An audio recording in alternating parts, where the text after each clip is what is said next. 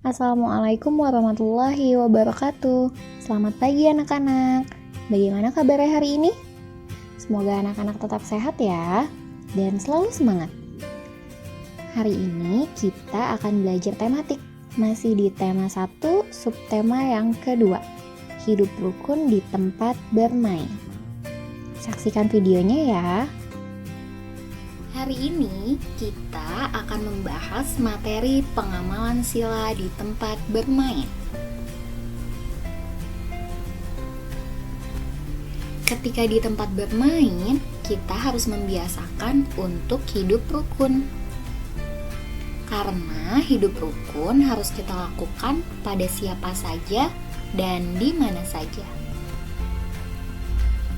Salah satu contoh hidup rukun yang bisa dilakukan saat bermain adalah bersikap jujur. Jujur termasuk ke dalam pengamalan sila pertama Pancasila. Mengapa bersikap jujur termasuk ke dalam contoh pengamalan sila pertama Pancasila? Karena sikap jujur hanya bisa dinilai oleh Allah atau Tuhan. Saat bermain, bisa saja kita bilang bahwa dia bohong. Tetapi kejujuran yang sesungguhnya hanya bisa dilihat atau dinilai oleh Allah atau Tuhan, sehingga jujur termasuk ke dalam pengamalan sila pertama Pancasila, karena bersifat ketuhanan. Jadi, saat bermain, kita harus bersikap jujur dan tidak boleh berbohong. Dan harus mengakui kesalahan atau kekalahan saat bermain, tidak boleh malu ya. Karena kalau kita tidak jujur saat bermain, akan menimbulkan pertengkaran. Terkadang saat bermain kita mengalami kesusahan. Misalnya, kita terjatuh. Kita harus menolong dan membantunya. Masih ingat kan kalau menolong termasuk contoh pengamalan sila kedua Pancasila? Dengan saling menolong dan membantu, maka akan tercipta atau akan menciptakan hidup yang rukun.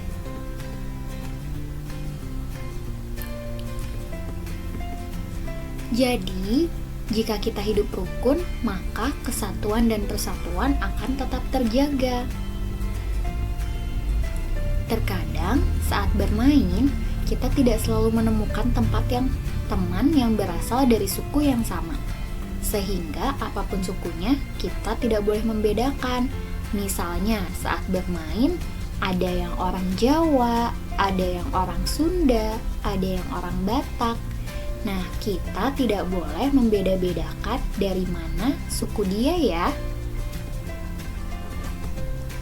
Bermain dengan teman yang berbeda suku termasuk contoh pengamalan sila ketiga.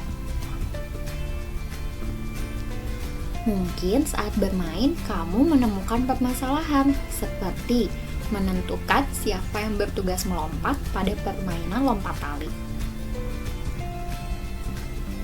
Permasalahan itu bisa diatasi dengan cara musyawarah.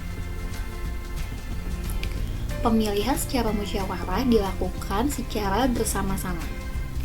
Musyawarah termasuk contoh pengamalan sila keempat loh. Saat musyawarah, kita harus bersikap adil seperti pemilihan orang yang bertugas untuk melompat. Saat bermain juga kita tidak boleh membeda-bedakan teman. Kita harus bersikap adil kepada semuanya. Dengan bersikap adil, kita akan terhindar dari pertengkaran. Adil merupakan contoh pengamalan sila yang kelima. Dari penjelasan tadi, anak-anak diharapkan selalu bersikap baik dimanapun dan kapanpun ya.